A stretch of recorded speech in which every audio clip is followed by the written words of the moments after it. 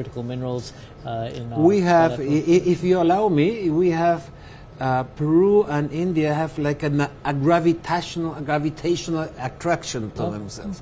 And this ought to be strengthened and formalized by FTAs. For example, we are negotiating one FTAs and other joint actions as both are cradles of civilizations, yes. Peru and India. So maybe next time we can have a Machu Picchu dialogue and we'll cooperate right now. Thank you very much. Thank you very much. Yeah.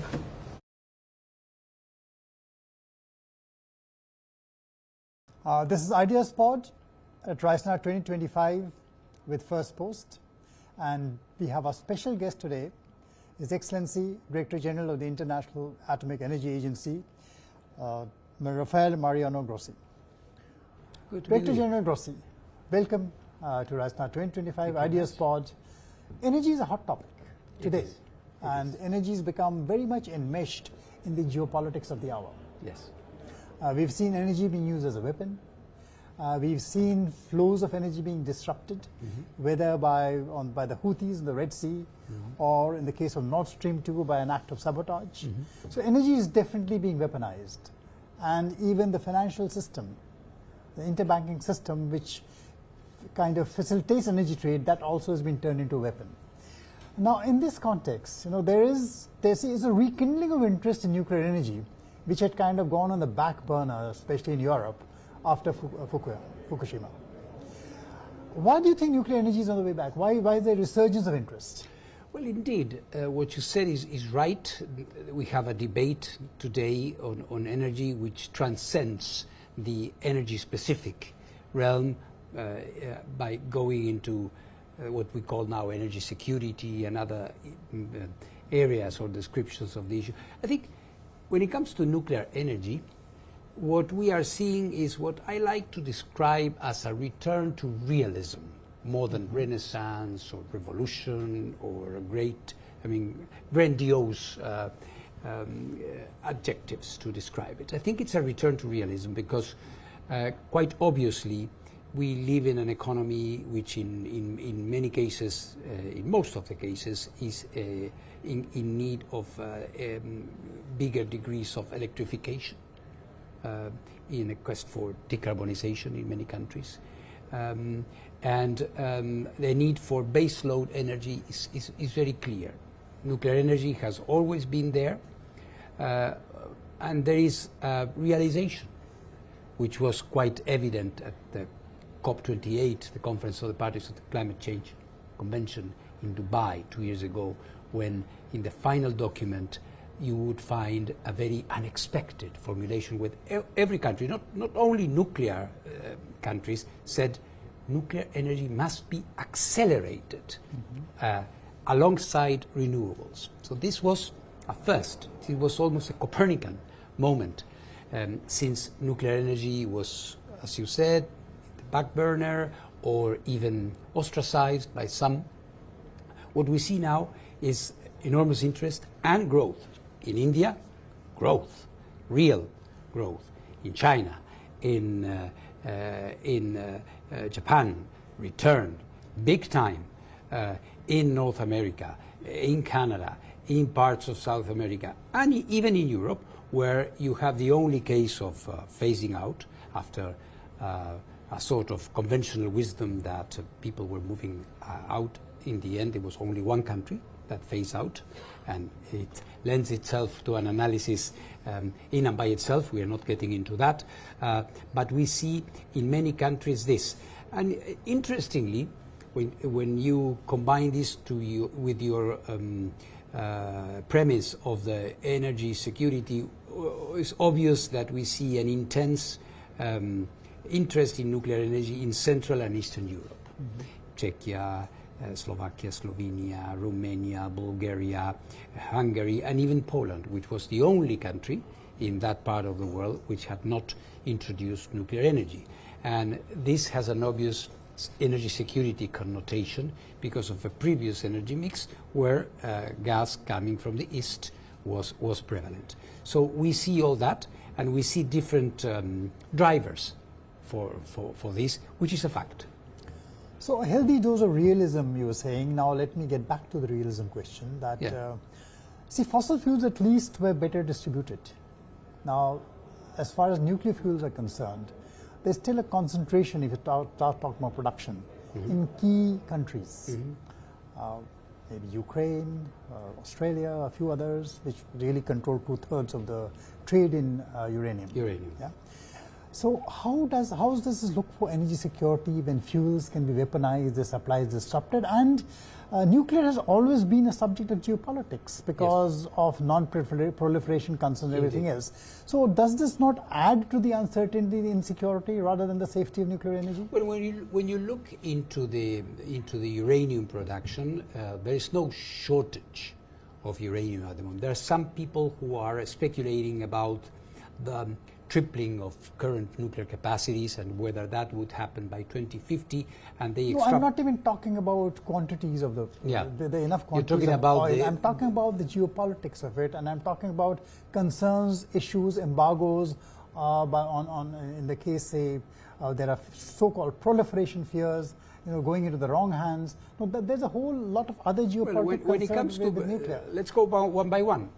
When it comes to non-proliferation, of course, this is one of the raison d'etre of the IAEA. There's no any country can simply switch on a nuclear reactor, small or big or of any size, without being inspected, unless this country is outside the NPT regime. And even when you are inside the NPT regime, like in the case of India and others, you do have a specific inspection scheme. It is impossible, with the exception perhaps of one country, to have a nuclear program and being completely outside any international monitoring. So the prospect of the spread of nuclear technology being equated to a diminution or a decrease of security because of proliferation concern is very remote. Is very remote because the IAEA is there. True, with the war in Europe, for example, there have been sanctions, there have been limitations which are not specific to the nuclear sector. You can see that being replicated or applied to other sectors. So I don't see this as a nuclear specific or nuclear inherent problem that you may have. Okay, there's some interesting ideas also which have come out of the IAEA. For example, you have the low enriched uranium bank in Kazakhstan to enable people to create stockpiles. Are stockpiles the answer to some of this? Well, I must say this was something that was developed more than 20 years ago. And at that time, I think it has a value, but at that time there was an idea that as a way to reassure countries that they would always have access to fuel, perhaps without having to enrich uranium, could be to have international banks. That idea, I must say, did not materialize. So that is not workable, and that is not well, it is good in the limited way it has come to be. We have, and we are very grateful to Kazakhstan, who is hosting this LEU bank, which contains enough fuel to load one or two cores of a nuclear reactor. But in the end, the original idea, I want to say, was a different concept, which was more ambitious, and I don't think that road has been followed in reality, because there hasn't been any specific shortage. And frankly speaking, limitation of technologies is an idea that is very difficult to be accepted. At some point, there were also a group of countries that were saying, okay, if you want to have nuclear, we can help you, provided you yourself say that you're not going to do this or that. That is a concept which, of course, was resisted. I can understand why that happened. I think more than cutting the access to technology to countries, what you need to have is a good abidance to the non-proliferation regime, being inspected when you have to, like an auditor, like a taxman that comes and says, are you in good standing with your obligations, more than saying, well, there's some things that you cannot do. So, no, there's a very important phrase here, cutting access to technologies. Yeah. Nuclear technologies are very closely held. Yes. And the fear is that because of those closely held technologies, it is far more difficult to democratize access to nuclear energy. That is one of the biggest challenges which comes in the way of energy security to the nuclear option, I would say. Now, is there something down the horizon which you could tell us about, and just look forward the future in the development of technologies? Are any of the new technologies like small breeder reactors, molten salt reactors, how close are they to commercialization? To take care of some, first of all, will they take care of these concerns? Can they take care of some of these concerns? And how far are we from getting them commercialized? Small modular reactors are very interesting because, I mean, it's in their name. Small is small, which means small that is beautiful. Small is beautiful, sometimes not necessarily, but let's say that small is beautiful, as the saying goes. It is easily deployable. It is relatively cheaper than big. It gets rid of the problem of not in my backyard.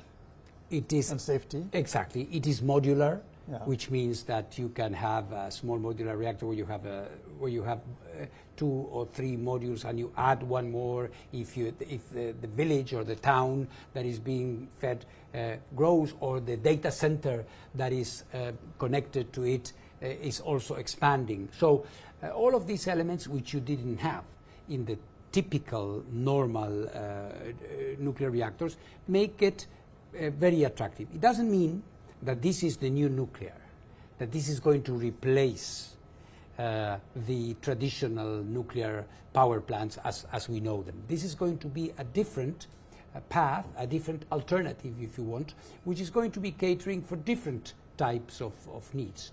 Desalination in some countries, access in, for example, in very big countries like India, where you have remote places which might not be well connected to the grid, you can have small modular reactors. Or in Siberia, or I don't know, in Patagonia, in my own country. So in remote places, or related to specific functions, like data centers or steel, or very interesting to shipping. The shipping industry is looking at naval propulsion, naval nuclear propulsion, not submarines, the commercial mercantile shipping industry. So as you can see, there are new, I mean, like in the economy and technology, there are new things that are happening. There are new alternatives, new possibilities, new options. And interestingly, nuclear is offering different products to cater to these new needs. So, and what is the status of the commercial viability? How far away are we from that? Well, will they be competitive? Well, again, it's 2 different questions. In the first place, I think we are not seeing them yet. They are in the process. Some of them we do have in Russia, in China, which were more for demonstration purposes because they are not intensely looking into that, although they have the technology. For example, in the case of Russia, you have floating nuclear power plants, which are very interesting. Some African countries are looking into that, for example. It's very interesting. So, but in general, here in India or in Western Europe or the United States, what we have are designs that are being developed. They have to be licensed. Nuclear licensing takes a little bit of time. So for the first of a kind, FOAK, for the first of a kind, it might take 6-7 years. Once you have a first of a kind, the nth of a kind, it's going to be, and that's a little bit the business model. Once you have a modular, it's going to be like the commercial aviation air industry, where you are going to have like turbines that are fabricated in series. What about alternate fuel cycles away from uranium? You know, thinking in terms of thorium, thinking in terms of fast breeder reactors, you know, which use different. They are all interesting. I think thorium has historically been of great interest in India because of the availability of the mineral here. The reality of the market is, at the moment, it's still the cycle is still centered around uranium, but thorium has every possibility. I think it's a matter of scalability and money more than anything else. But even this can change, so I see very good prospects. In terms of other non-traditionally cooled reactors like molten salts and others, there are different models. There's high temperature gas cooled reactors, there's molten salt, they are different. I think all of them are viable. We are seeing them. In Russia there will be one, in India we have one. So I see these as alternatives that the industry is developing, and as proof again of the innovation that you see in nuclear. Some people say nuclear is an industry of the 1940s. Of course, this is not true. As we can see, there are all these different alternatives that you have to have fission that can be metered. So do you see nuclear as the energy of the 21st century? It's one of them. One of them. Is one of them. We do not advocate nuclear energy dominance. We do affirm the validity of nuclear as baseload energy, very dependable, very reliable.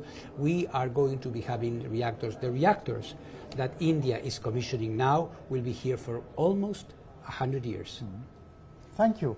Thank you so much for educating us all about what is happening in the field of nuclear energy, and your optimism. I think it is breathtaking. It's a pleasure talking to you. Thank you very much. Thank you so much, Dr. Great to be here with you.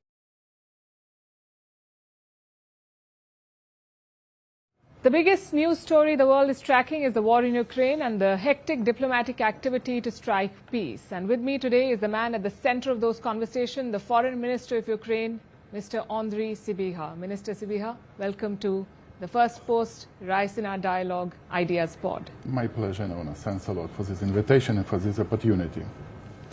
The first question that I have for you, and I'm sure the whole world wants an answer to, is do you think there will be peace this year? The war will end this year?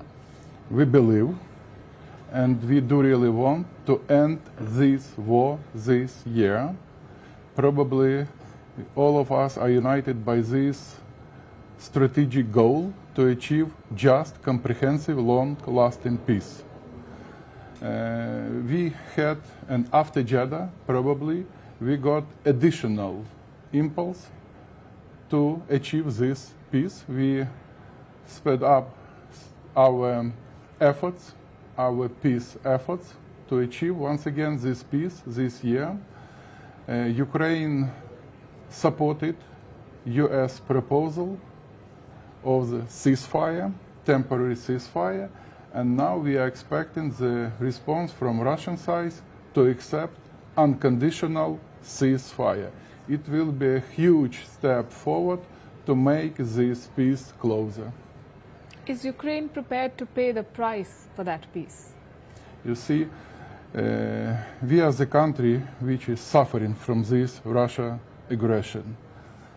20% of our territory recently under temporary Russian occupation. But also I would like to remind that after 24th of the 2022, and by the way, you visited Ukraine in February 2022, and we do really appreciate this, Ukraine managed to liberate 50% of occupied territories. Nobody believed in Ukraine. Many countries gave us 3 days for our survival, but we prevailed. And of course, we are the country which is mostly interested in achieving just and last and comprehensive peace. No compromises at the cost of territorial integrity and sovereignty. No Minsk III or Yalta II. Nothing about Ukraine without Ukraine. These fundamental points which we need to keep in mind with regard of our peace efforts. You mentioned February 2022. The world is very different today than it was, including the man in power in Washington, D.C. Do you think that Ukraine is at its weakest position today in this war? You see, we need to restore world order based on international law. This war is not about Ukraine. This war about restoration of the world order based on respect of territorial integrity and sovereignty, UN Charter. Yes, we should be in more strong position. That's why we need support of international community, of our partners, diplomatical support, economical support, humanitarian support, because it is in the interest of all countries that in Ukraine just and comprehensive peace will be settled. To avoid and to prevent the same developments, I mean, like we had with Russian aggression in other geographies, not to encourage other actors in the world, on the world arena to act the same way. So that's why just and comprehensive, long-lasting peace. You see, what should be and what is are usually two different things. But we are very realistic. We understand very well. But so you've not answered my question. Do you think Ukraine is the weakest today that it has been in this war? Because you had some control of Russian territory in Kursk. That control is slipping. Mm-hmm. Your alliance with Washington looks not as solid as it did some 6 months back. Mm-hmm. And your dependence on Europeans comes with its own risks, because Europe itself depends on the United States for security. So how is Ukraine poised? Russia didn't achieve any strategic goal in Ukraine. They didn't achieve. We have probably the most strongest army on the European continent, approximately 1 million soldiers with a combat daily experience. Then how have you lost 20% of your territory?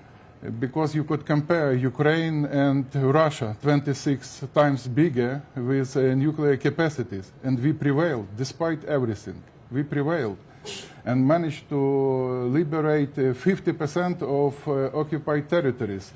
We managed to establish grain corridor in the Black Sea and to restrict capacities of the Russian Black Fleet. Our economy works. Also, we are not alone. We have partners and allies which contributed a lot in our resilience, and we are thankful. We are thankful to all of our partners, and here I would like also to express gratitude to India, to your great country, for the constant support of our territorial integrity and sovereignty. And the visit of your Prime Minister last August was really very important and historical one.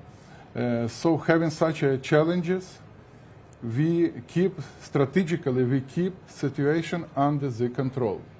Once again, under the control. Russians, they didn't manage to occupy, you see, any strategic point in Ukraine. Any strategy. They didn't. We liberated, for example, Kherson, one of the regional centers. Yes. Are you weaker today than you were ever in this war? Is my question. It's a yes or no question. We could be more stronger. Yes. That's true. But having the support of international community, we could proceed and we could achieve just and comprehensive and lasting peace. President Trump said to President Zelensky that you don't have any cards, and it snowballed into a difficult conversation. What leverage does Ukraine have at this point? I believe in the strength of my people. I believe in the strength of our soldiers. We have this spirit, high and moral, to resist. So once again, we want to end this war this year. We need support of international community because it's about principles. It's about principles and restoration of the old order based on international law. Do you believe that your president was insulted in the meeting with Donald Trump at the White House? President Zelensky is the president of the country which is in war. Yes. So that's why he protected his country, he protected his people. It's a yes or no question. I explained the position of the president which is in war, of the country which is in war. I'll tell you why I asked this, because the Americans are mediating this conversation. And do you believe that after what happened in the Oval Office, do you see them as fair arbitrators? We had really very constructive and productive meeting in Jeddah. We put our bilateral relations on a proper diplomatic way. We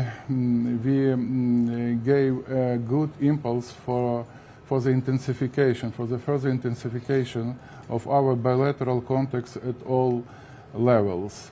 We accepted their proposal of the ceasefire. We need American side. We need the engagement of American side. We need their leadership, and we believe that we have an additional opportunity with the President Trump to end this war this year. He's going to be talking to President Putin today, and Russia has spelled out its position just like you have, and they have some clear demands, including no European soldiers as a peacekeeping force in Ukraine and so on. And it is believed that the United States may be inclined to give some of those concessions to the Russians. If that happens, are you ready to walk back on some of your demands? Once again, Ukraine accepted this ceasefire unconditionally. The same we expect from Russian side. I remember, believe me, I remember very well first proposal from Russian side from the beginning of this brutal Russian aggression. It was the language of ultimatums and capitulation. They demanded our capitulation, and they didn't change their approach. They don't want to recognize us as an independent state. That's why it is so important to support these peace efforts to achieve just and comprehensive, long-lasting peace. Once again, no restrictions of Ukrainian army capacities. What does it mean, just and comprehensive peace? No possibility to restrict our choice to become a member of any unions, of any allies. No compromises at the cost of our territorial integrity and sovereignty. Ukraine will never recognize any part of territories occupied by Russians. So all these things are crucial and fundamental in our peace process. Let's start to implement. Let's start with a ceasefire. Do you think Russia will give up the territory that it controls? I mean, they have the upper hand, it seems, on the battlefield. The Ukrainian soldiers are on the back foot in Kursk. We will never recognize territories occupied by Russia. We will never recognize. How do you We expect have diplomatic tools. We Yes. have diplomatic instruments. Now it's a time for diplomacy to demonstrate this power, to pressure. Also to pressure You Russia. think diplomacy will work after more than 2 years of war and thousands of sanctions? I believe, yes. We could try to use diplomacy. For example, this meeting in Jeddah. Yes. It was really important one, and we could expect further developments. Let's give a chance to diplomacy. But that meeting came after a lot of pressure from your allies in the mission. US. So let's give a chance to diplomacy to use all the instruments to achieve just and comprehensive long-lasting I think that peace. would be the best, to give diplomacy a chance, Yes. and that is what India has also... And we share this approach. Absolutely, absolutely. And Ukraine's position vis-a-vis India has evolved considerably since the war began. I believe your predecessor said things like India has blood on its hands. And since then, we've seen the Prime Minister visit Kiev, and we've seen the coming together of both countries, and that is a very welcome step. But if you remain firm on your demands, and the Russians clearly are, with their gains both on the battlefield and increasingly it appears so at the talking table as well. If there is no ceasefire, do you propose to keep fighting? We are ready to resist. We do not have another choice. For us, this war is an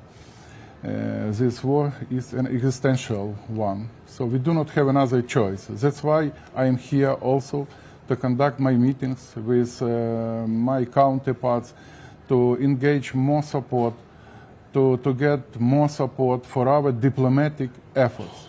Once again, we do really have a chance, so-called diplomatic chance, to end this war this year, jointly. If President Trump agrees to Russia's demands, what are your options? Once again, we have our position. You ask me once again the same question. Because you've not answered my question. We have our position.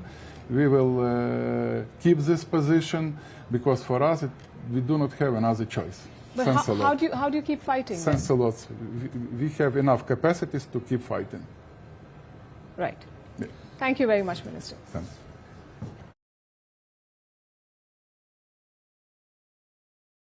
Hello and welcome to the Ideas Pod. In this session, we are going to be discussing about a region that's been the driver of global growth for a long period of time. Talking about Southeast Asia, countries like Philippines, Thailand and Singapore. Now these countries are formerly known as the ASEAN countries, and they have a particular way of doing diplomacy as well as engaging with the rest of the world. But how does that engagement change in this increasingly polarized world? You've got the Americans on one side, the Chinese, the Russians. So what does that mean for the ASEAN way of doing things in this world? And that's what we're going to be discussing in this session. Let me introduce the guests first. Joining me is Enrique Manalo, who's the Secretary of Foreign Affairs of the Philippines, and Mr. Marid Sangyamphong, who's the Foreign Minister of Thailand. Thank you, gentlemen, for joining us on the Ideas Pod. Let me first, just to set things up, ask you this. What is the ASEAN way of doing diplomacy and engaging with the world? How would you describe it, Minister? Well, I think the ASEAN way is through cooperation with all countries and those who wish to cooperate with ASEAN. We have also the ASEAN way in the sense of reaching decisions by consensus. But I think most importantly, the ASEAN way is to try and bring together all the parties in our region, not only the ASEAN members, but the other countries who are not members of ASEAN. And that's through the concept of ASEAN centrality. Especially through the institutions of ASEAN, where we have a number of institutions such as the East Asia Summit, the ASEAN Regional Forum, where ASEAN, as chair, convenes meetings and invites all the major countries in our region, including those outside of our region, the EU, the United States. And these are the forums where they all meet to discuss issues of regional and even global import. So that way, the ASEAN is a kind of convener and facilitator, as well as an institution aimed at, or a grouping aimed at improving the lives of its members too, through economic, social, and political measures. There's a very important word you mentioned right now, which is consensus. And that seems to be very hard in the world right now. The major powers can't agree on anything. So how do you project that ASEAN way of consensus into this polarized world? Minister? Well, I think, first of all, you have to understand the histories of ASEAN. In fact, ASEAN have gone through all of these problems during particularly the times when we established our ASEAN 58 years ago during the Cold War periods. And, you know, we established a very good collaborations, as Manaro said. The concept is that we try to avoid the taking side. That is one way. And the ASEAN ways that you mentioned, it's difficult to make a consensus. Is we have the concept. If you look at the countries in Southeast Asia, I mean in ASEAN, we are the only regional grouping that's composed of several, and in fact it's different in political ideologies. We have capitalists, we have socialists, and then we have absolute monarchy. So we experience all of these things, even though we are different. We don't want everyone to look the same, act the same, and think the same. I like to say it in every occasion that we are the very special countries, member countries, that can see the beauty of differences. And that becomes understanding that instead of trying to push someone to act, to think, to work, to talk the same, we try to highlight something which is the differences that we have. But if you look at the histories of ASEAN's become, the strength of ASEAN is because we are different. And so to achieve the consensus is not difficult and not easy. I think if we understand each other, if we understand the situations if we understand the history backgrounds, that we are different, then the achievement of the consensus might not be a problem. Yeah. And something that the world is struggling right now with is taking sides. We've always said that if countries do not take sides as much, maybe it would be a better place right now. But then again, you look at the sort of wars in the world right now, you look at people being killed, and then it becomes a moral question as well. You as a country have a responsibility to take the side of the good. At the same time, you want global peace at the end of the day. So how do you balance those two, let's say, opposing forces? Yes, sir, you can go ahead. Well, I think what really the ASEAN way of dealing that is first to focus on ASEAN's own objectives, how to improve the lives of our people, how to strengthen the ASEAN community, and how to enhance integration among the ASEAN member states. But I think the bigger picture here is that the ASEAN countries, who are essentially middle power countries in our region, I think we have realized that we should be the makers of our own destiny, and that we shouldn't let the future of our region be determined by one side or a big power or the big powers.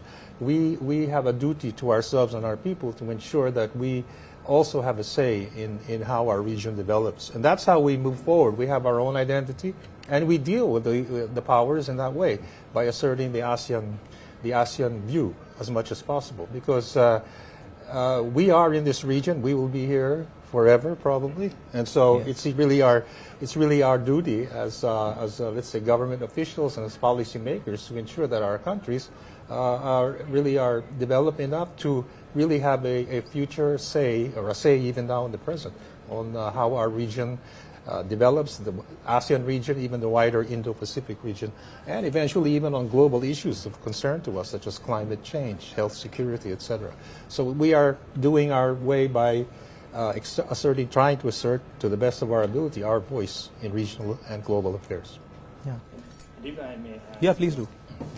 When you said that once there are difficulties or confrontations between, don't want to say anyone, but if you have a kind of confrontations, then the way of the ASEAN that we act together is a constructive dialogue. The dialogue is the only way to solve the problem, because if you have a confrontations and then you try to take sides and then try to accumulate, the support of, a lot of countries in the areas of arms, and there will be, no ways that you can find a solution. So constructive dialogue is the most important things, and that becomes the principle of ASEAN.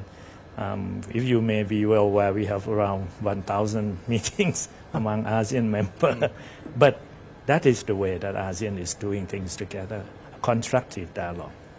And when you try to convince your colleagues in maybe China or in the West that consensus building is the way to go, what sort of response do you usually get from them, Minister?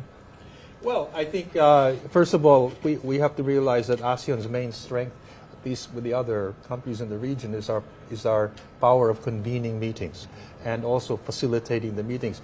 I said earlier that, for example, our institutions like the East Asia Summit attracts almost every country in the region, even extra-regional countries. And the issues we discuss are issues of concern to all of us. And the idea is to try and bring the dialogue together. So we don't really think that we'll be able to solve the problems at those meetings. But the thing is for countries to exchange their views so we develop a better understanding. We'll build on that in the future, because our aim is really to promote dialogue and try and see we can facilitate the meeting of minds. And that's where the power of ASEAN lies, in the sense that we're the only institution that has the ability to attract the participation of major powers and even the middle powers in our region, and as I said, even outside the region, from EU, from Western countries as well, plus our own dialogue partners. We have many mechanisms of dealing with other countries too. So that's our role, to see how we can have the dialogue. And when Secretary Monaro mentions about the East Asia Summit, ASEAN also established several mechanisms, things like ASEAN Regional Forum is one of the most effective forums, and it is the only international forum where North Korea sits at the same table with all stakeholders like South Korea, US, Japan, and United States. So the constructive dialogue, if we select the issues or the themes, the agenda according to our needs, try to solve it, or try to make a durable solutions, then we can, get something. I fully agree that we cannot solve 100% all the problems, but this is the effort, and it is the way that ASEAN is practiced for the long period of time. And it works for ASEAN, might as well work for any other regions. Well, I could just add to that. For example, the Treaty of Amity and Cooperation, we now have over 50 countries who have acceded, especially in recent years, quite a number. So I think many, many countries, even from other regions, are seeing the value of ASEAN and working with ASEAN to promote greater cooperation and dialogue. So I think that's, to me, an excellent sign of the growing relevance, in fact, of ASEAN and recognition of the contributions we can make towards peace and stability, as well as economic development and growth. Right. I'd also like to focus a bit on where the Southeast Asian region is placed, because economically a lot of countries in the region are dependent on China for trade. Most of your countries, China is the biggest trading partner. But then historically you look at the security part of things, and the US has provided weapons and security guarantees and things like that. So how do you bring the ASEAN way into a situation where you have a belligerent neighbor who you're also financially dependent on, and then a distant power who's been your security guarantor but is now rolling back those commitments under Donald Trump? You can go ahead, sir. Well, I would like to highlight the way that ASEAN and the histories of ASEAN as we go out together. When the establishment of ASEAN, if you look at the histories of ASEAN's established on the political motivations, means that the politicals and security is the incentive for ASEAN's 5 founding member countries, including Philippines and Thailand, which came into the tables and then established ASEAN.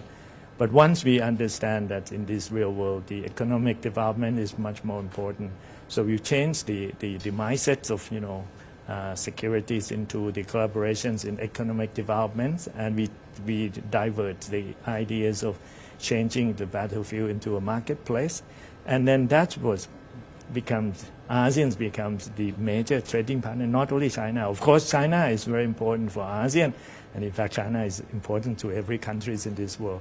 So right now, member of ASEAN become the major trading partner and investor for each and every one of ASEAN. So that is very proud of ASEAN.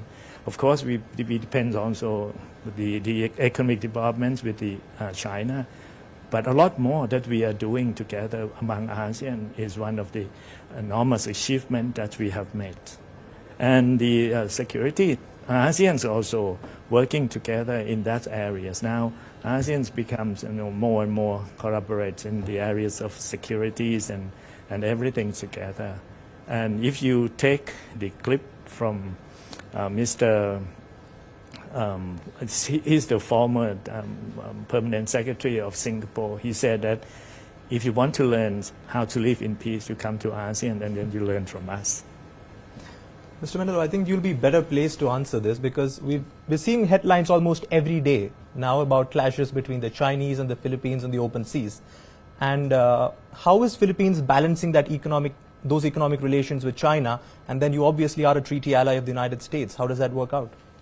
Well, as we have said on many occasions, of course, we have extensive relations with China, especially on the economic front, and of course with the United States also as a treaty ally.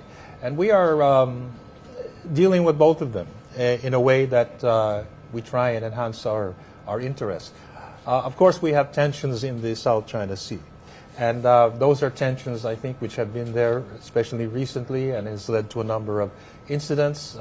But we have always been committed to dealing with these tensions or incidents through management, through diplomatic or peaceful means, and we're still committed to that.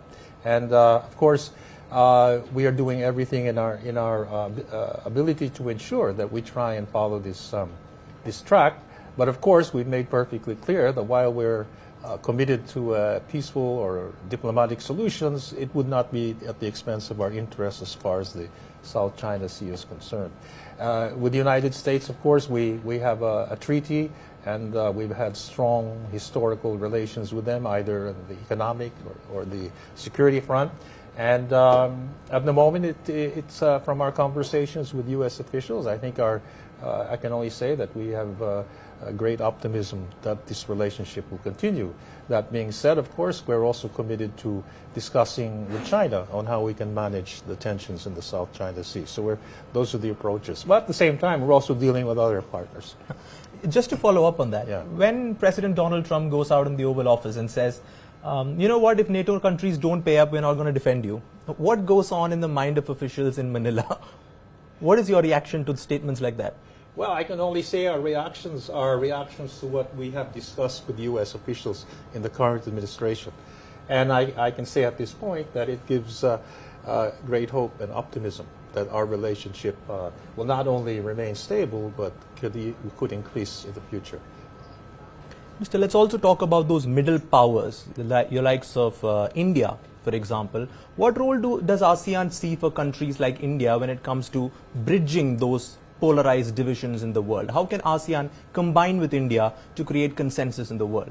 Well, I think the most important is that India is also our dialogue partner of ASEAN, and several things that we can do with India. In fact, in this, the geopolitics is not just the issues of politics and security, but there's also the opportunities for geoeconomics as well.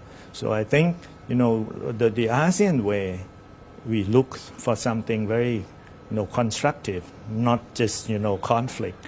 And working with India is very important because ASEAN and India can collaborate. Welcome to Ideas Pod at Raisina Dialogue 2025 to the session on Japan's strategic investments. I have with me Mr. Tadashi Maeda, Chairman of the Board, Japan Bank for International Cooperation, and Mr. Osamu Yamamoto, Chief Executive Officer, Unison Capital Management. So let me start with you, Maeda-san. What are the strategic investments that are central to Japan, given the current situation and the current times, to maintain its competitiveness and its economic security? Okay, back to 2010, when I was a special advisor to cabinet at that time, the Chinese armed fishermen's boat embedded into the territorial water in Senkaku Island in Okinawa Prefecture.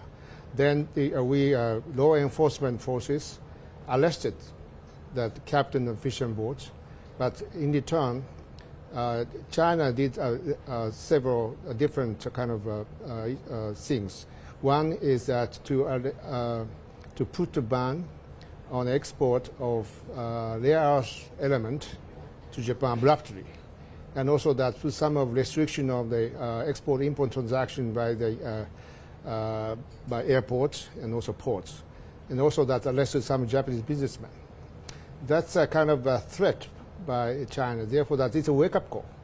And then in 2011, rare earth element, by the way, Japanese state-owned enterprise JOGMEC, and jointly with Sojitsu, which is one of the trading company, made equity investment each $250 million to acquire a share of Linus, which is a company who's